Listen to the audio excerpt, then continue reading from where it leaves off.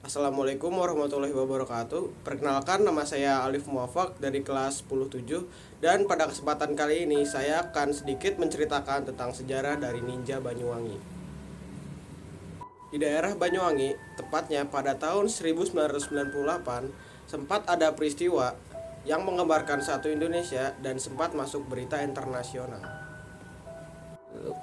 Peristiwa ini dikenal dengan pembantaian Banyuwangi tahun 1998. Ini adalah pembantaian terhadap orang-orang yang diduga memiliki santet atau tenung.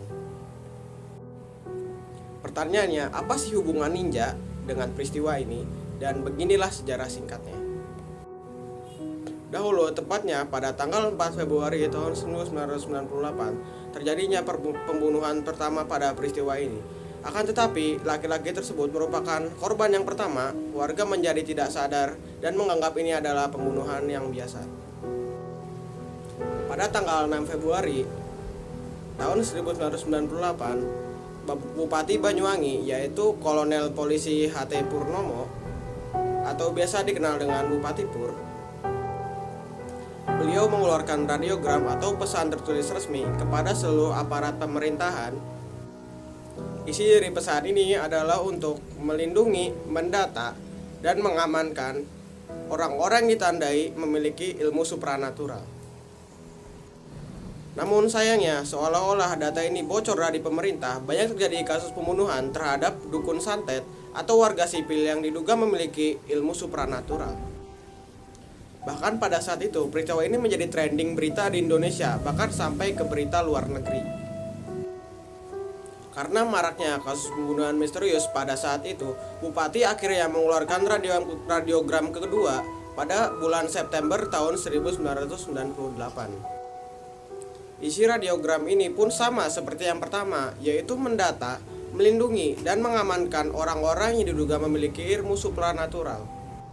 Namun sayangnya, setelah radiogram kedua ini dikeluarkan dan dilakukan pendataan terhadap warga tersebut, peristiwa pembantaian ini malah makin meluas dan bahkan sehari bisa sampai memakan 2-9 korban.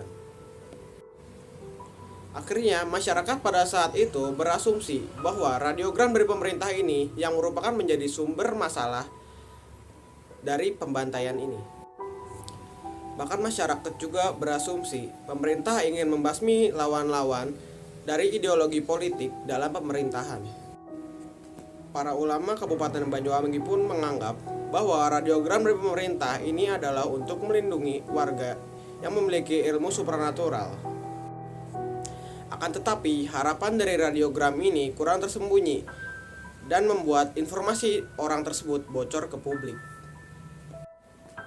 Karena hal inilah, para ulama menganggap bahwa Bupati Pur telah gagal dalam memerintah. Jadi mereka menuntut Bupati Purnomo agar mundur dari jabatannya. Ternyata pada peristiwa pembantaian itu terjadi, para pelakunya menggunakan pakaian serba hitam dan juga menggunakan handy talkie dalam melaksanakan aksinya.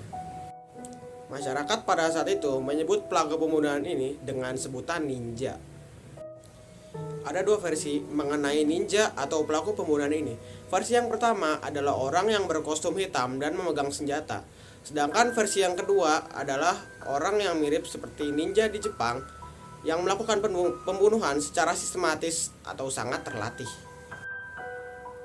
Menurut saksi yang ada di tempat kejadian pada saat itu, sebelum kejadian dimulai, listrik di tempat itu seketika mati dan beberapa saat kemudian ada orang yang sudah terbunuh dengan kondisi yang sangat mengenaskan. Sebenarnya semua masyarakat tahu bahwa ninja Banyuwangi ini adalah yang menjadi pelaku utama dalam peristiwa ini. Akan tetapi yang membuat pertanyaan adalah mengapa banyak sekali gelandangan yang berkeliaran pada saat itu seakan-akan mereka memata-matai sebelum kejadian itu terjadi. Ketika ditanya pertanyaan, gelandangan itu kan menjawab, tetapi ketika mereka ditanya dari mana mereka berasal, maka gelandangan itu akan berpura-pura dan tidak bisa menjawab. Dan kemudian diadakannya penyelidikan yang dilakukan di daerah Banyuwangi yang dilakukan oleh mahasiswa, Menteri Pertahanan, dan Panglima Republik Indonesia yang pada saat itu dipimpin oleh Jenderal Wiranto. Komnas HAM juga telah membuat sebuah tim karena adanya indikasi pelanggaran HAM berat dalam peristiwa ini. Namun karena kurangnya keseriusan, akhirnya penyelidikan pun dihentikan. Pada bulan Desember tahun 2007, Nahdlatul Ulama membuka kembali kasus ini dengan melaporkannya ke Komnas HAM. Tetapi para keluarga korban sudah tidak ingin membuka kasus ini lagi. Sebenarnya sudah banyak tersangka pembantaian atau pembunuhan yang telah divonis hukuman penjara pada saat ini. Namun yang masih menjadi misteri dan membingungkan hingga saat ini adalah siapa dalang utama atau pencetus dari peristiwa ini. Dan begitulah sejarah singkat dari peristiwa Ninja Banyuwangi, dan mungkin akan menjadi sejarah yang cukup kelam bagi peristiwa yang ada di Indonesia. Dan mungkin hanya segitu saja yang bisa saya sampaikan. Mohon maaf bila ada kekurangan atau salah kata yang telah saya perbuat. Wassalamualaikum warahmatullahi wabarakatuh.